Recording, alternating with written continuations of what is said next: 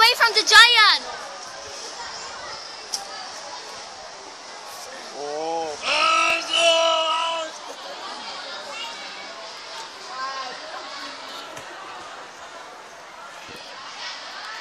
Where have you been, Jack? Look, mother, I have a giant gold. So, ni pagbaba na. Paano na ko?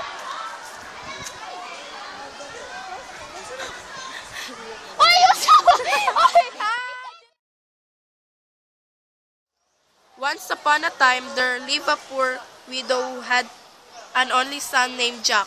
She was very poor, for times had been hard, and Jack was too young to work.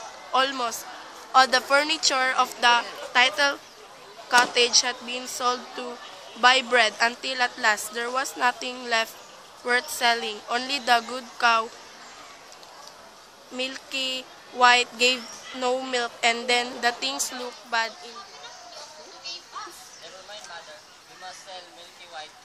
Trust me, to make a good He bargain. went to the market. For some time he went along very sadly, but after a little he quite recovered his spirits.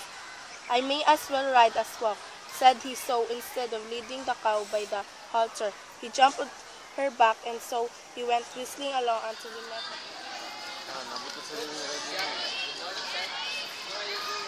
I am going to a market to sell the cow. It's lucky I missed you. You must save your slave so that they will so down. What they told us is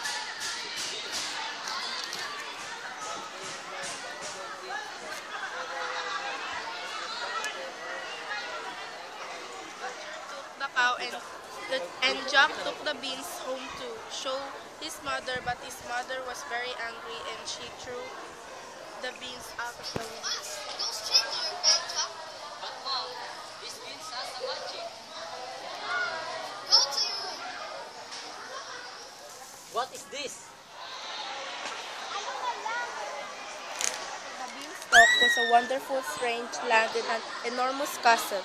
Jack walked up to the great wooden door. A woman opened the door. She was the wife of the big bad giant who lived My in. husband!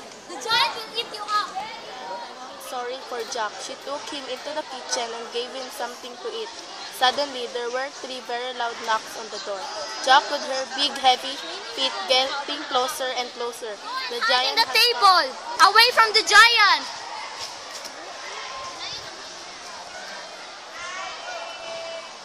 I'm so hungry. Where have you been, Jack? Look, mother, I have a giant. climb again, and he take the golden harp. My golden harp. Without that harp, the golden goose not lay and golden eggs. Jack ran out of the castle.